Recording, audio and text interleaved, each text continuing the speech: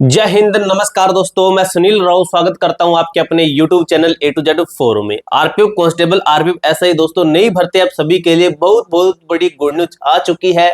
अब दोस्तों कितनी आपकी टोटल वैकेंसी आने वाली है, कब तक आपकी भर्ती आएगी, ये न्यूज तो आपने देखी होगी, लेकिन आपको ये क्लियर करूंगा कि कब तक आपकी वैकेंसी आएगी, इसके साथ ही एसआई की कितनी पोस्टें हैं और आपकी जो कांस्टेबल की भर्ती है उसकी टोटल कितनी पोस्ट है। आपको ये न्यूज की कटिंग चाहिए तो आपको जो हमारा टेलीग्राम ग्रुप है A to Z forum 01, link description के अंदर दिया गया टेलीग्राम ग्रुप का, उसके अंदर आपको ये पूरी जो न्यूज की कटिंग है वहां पे आपको मिल जाएगी। अब दोस्तों इस न्यूज के अंदर आपका क्या कुछ बताया गया, थोड़ा सा डिटेल से हम चलते हैं, उसके बाद में आपको बताऊंगा कि आपकी वैकेंसी आपकी कब तक कंप्लीट होगी, कब तक आपकी भर्ती आएगी। ठीक है, यहाँ पे देखिए लिखा गया 450 यानी कि 450 ये लिखा गया, 450 लिखा गया एसआई की है और 4500 लिखी गई है आपकी कांस्टेबल की है। ठीक है, यानी कि कांस्टेबल की भर्ती आएगी। जवानों की बहाली इसी साल आरपीएफ और आरपीएसएफ में बहाली अब एसएससी कह रहा है कि स्टाफ सिलेक्शन कमीशन, यानी कि एसएससी कह रहा है कि एसएससी करवाएगा और एसएससी में से ही एग्जाम लेता है टीसीएस के द्वारा। ठीक है, यहाँ पे से होगी।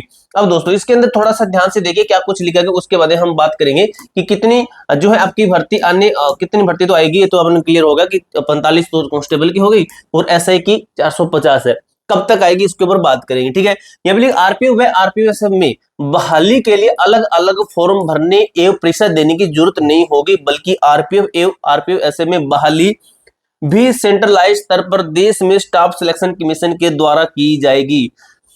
बरौनी के गढ़वाल क्या लिखा गया है कि बरौनी के गढ़वाल में आयोजित आरपीएफ के एक कार्यक्रम के बाद आरपीएफ महानिदेशक मनोज यादव हैं, जो कि आपके आरपीएफ के महानिदेशक यादव ने यह जानकारी दी। उन्होंने कहा कि आरपीएफ बीएसएफ या लिखा ना बीएसएफ या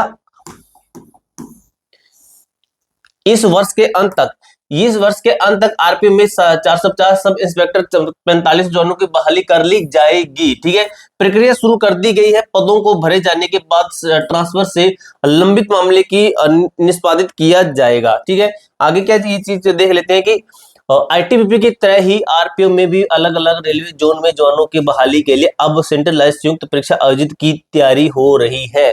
तो ये तो आपको पता है कि आपकी जो है एकल परीक्षा ही होती है, तो एकल परीक्षा हो रही है कि आपकी जो जोन वाइज नहीं होती है। तो आपकी भर्ती कब तक आ सकती है इसके ऊपर बात करते हैं। तो दोस्तों जिस हिसाब से ये कह रहे हैं कि इसी साल तो आपकी भर्ती, मान लीजिए कि आपकी जो ये भर्ती है लगभग जो मैक्सिमम टू मैक्सिमम चांसेस रहेंगे कि नवंबर के आसपास आपकी भर्ती आ सकती है। नवंबर से दिसंबर के आसपास मान लीजिए कि आपकी भर्ती दे सकते हैं।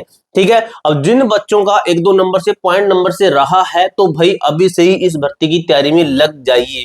अब ये नहीं कि स्पेशल इसकी तैयारी कर रहे हो, जीके है, मैथ है, रीजनिंग है, इस चीज को आप स्ट्रॉन्ग कर सकते हो, जो कि आपके हर एग्जाम में ये जीके रीजनिंग मैथ आपके हर एग्जाम में आती है।